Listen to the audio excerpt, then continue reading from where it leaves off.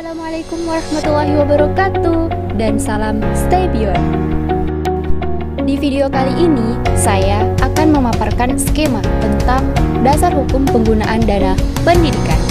Tugas mata kuliah Manajemen Pembiayaan Pendidikan oleh Ibu Masniar SPDI MPDI.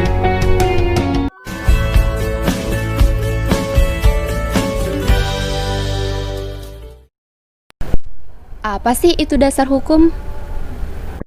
Dasar hukum adalah norma hukum yang menjadi landasan bagi setiap tindakan hukum oleh subjek hukum, baik orang perorangan ataupun yang berbentuk badan hukum. Lalu, dana pendidikan itu apa? Dana pendidikan adalah sumber daya keuangan yang disediakan untuk menyelenggarakan dan mengelola pendidikan. Jadi, dasar hukum penggunaan dana pendidikan adalah landasan yang mengatur segala hal yang berkaitan dengan penggunaan dana dalam pendidikan. Oke, tak perlu berlama-lama. Lanjut ke pembahasan kita mengenai skema dasar hukum penggunaan dana pendidikan. Kita mulai dari Amandemen Undang-Undang 1945 yang keempat, di mana amandemen ini berlangsung pada sidang umum MPR dari tanggal 1 sampai 9 Agustus 2001. Ditentukan dalam peraturan ini pada pasal 31 ayat 1 membahas tentang setiap warga negara berhak mendapatkan pendidikan. Selanjutnya, ayat 2, setiap warga negara wajib mengikuti pendidikan dasar dan pemerintah wajib membiayainya.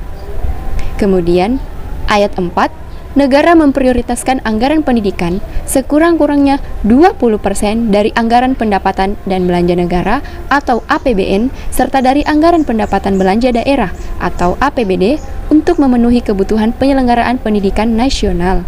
Selanjutnya, dibentuk Undang-Undang Republik Indonesia Nomor 20 Tahun 2003 tentang Sistem Pendidikan Nasional. Salah satu alasannya adalah undang-undang sebelumnya sudah tidak memadai lagi, perlu diganti atau perlu disempurnakan. Dalam peraturan ini ditentukan pada pasal 11 ayat 2, yaitu pemerintah dan pemerintah daerah wajib menjamin tersedianya dana guna terselenggaranya pendidikan bagi setiap warga negara yang berusia 7 sampai 15 tahun. Kemudian, pada pasal 12 ayat 1 yang menentukan bahwa setiap peserta didik mendapatkan beasiswa bagi yang berprestasi yang orang tuanya tidak mampu membiayai pendidikannya, dan mendapatkan biaya pendidikan bagi mereka yang tidak mampu orang tuanya membiayai pendidikannya. Jadi, ada dua poin, yaitu beasiswa untuk peserta didik berprestasi dan kurang mampu, dan kedua, beasiswa untuk peserta didik kurang mampu dalam hal ini yang membiayai pendidikannya atau walinya. Selanjutnya, ada ditentukan dalam bab 8 wajib belajar pasal 34, yaitu pemerintah dan pemerintah daerah menjamin terselenggaranya wajib belajar minimal pada jenjang pendidikan dasar tanpa memungut biaya. Undang-undang ini disahkan di Jakarta pada tanggal 8 Juli 2003 oleh Presiden Republik Indonesia Megawati Soekarno Putri. Selanjutnya, dibuatlah Peraturan Pemerintah Republik Indonesia Nomor 48 Tahun 2008 tentang pendanaan pendidikan. Atas dasar pertimbangan dari Undang-Undang Republik Indonesia Nomor 20 Tahun 2003, di mana pasal 46 ayat 3 tentang ketentuan mengenai tanggung jawab pendanaan pendidikan, pasal 47 ayat 3 tentang ketentuan mengenai sumber pendanaan pendidikan, pasal 48 ayat 2 tentang ketentuan mengenai pengelolaan dana pendidikan, dan pasal 49 ayat 5 tentang pengalokasian dana pendidikan. Semuanya diatur lebih lanjut dalam peraturan pemerintah. Nah, dalam naskah Peraturan Pemerintah Republik Indonesia Nomor 48 Tahun 2008 ini tentang pendanaan pendidikan terdapat 9 bab dan 88 pasal. Oke, kita bahas satu-satu ya. Bab 1 tentang ketentuan umum.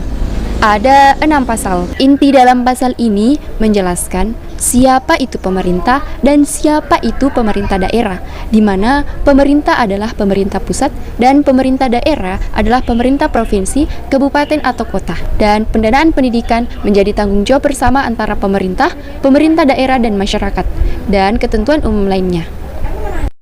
Lanjut, bab 2 tanggung jawab pendanaan pendidikan oleh pemerintah dan pemerintah daerah yang ada 25 pasal. Salah satu yang diatur dalam bab ini adalah bantuan biaya pendidikan dan beasiswa, di mana pemerintah dan pemerintah daerah memberi bantuan biaya pendidikan atau beasiswa kepada peserta didik yang orang tua atau walinya tidak mampu membiayai pendidikannya. Lanjut, bab 3 tentang tanggung jawab pendanaan pendidikan oleh penyelenggara atau satuan pendidikan yang didirikan masyarakat. Ada 15 pasal. Salah satu yang diatur dalam bab ini adalah bantuan biaya pendidikan dan beasiswa, di mana penyelenggara atau satuan pendidikan yang didirikan masyarakat memberi bantuan biaya pendidikan atau beasiswa. Lanjut, bab 4 mengenai tanggung jawab pendanaan pendidikan oleh masyarakat di luar penyelenggara dan satuan pendidikan yang didirikan masyarakat. Ada 3 pasal. Salah satu yang dijelaskan dalam bab ini adalah peserta didik menutupi kekurangan pendanaan satuan pendidikan dalam memenuhi standar nasional pendidikan. Lanjut, bab 5 tentang sumber pendanaan pendidikan. Ada 8 pasal, di mana ditentukan dalam bab ini sumber berasal dari anggaran pemerintah daerah, bantuan pihak asing yang tidak mengikat, dan sumber lainnya yang sah. Lanjut, bab 6 tentang pengelolaan dana pendidikan yang ada 22 pasal, di mana pengelolaan dana pendidikan didasarkan pada prinsip keadilan, efisiensi, transparansi, dan prinsip akuntabilitas publik. Lanjut, bab 7 tentang pengalokasian dana pendidikan. Ada 5 pasal, di mana diatur dalam bab ini salah satunya tentang dana pendidikan dialokasikan sebesar 20% dari belanja negara dan belanja daerah.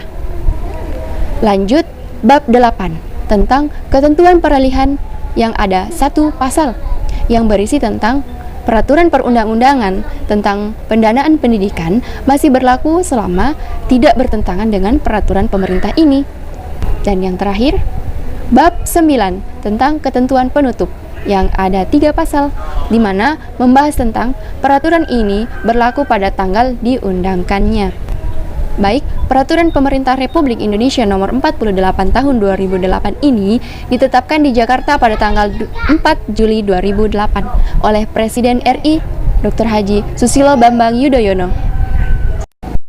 Dari ketiga landasan hukum yang telah saya jelaskan, maka dapat diambil kesimpulan bahwa penggunaan dana pendidikan merupakan suatu kebutuhan terselenggaranya pendidikan yang baik serta bermutu. Adanya pembiayaan pendidikan dari pemerintah akan mendorong semangat para warga masyarakat untuk meningkatkan mutu pendidikan Indonesia. Baik, itulah penjelasan dari saya mengenai skema materi tentang dasar hukum penggunaan dana pendidikan. Semoga apa yang saya sampaikan bermanfaat untuk kita semua. Sekian dari saya. Wassalamualaikum warahmatullahi wabarakatuh.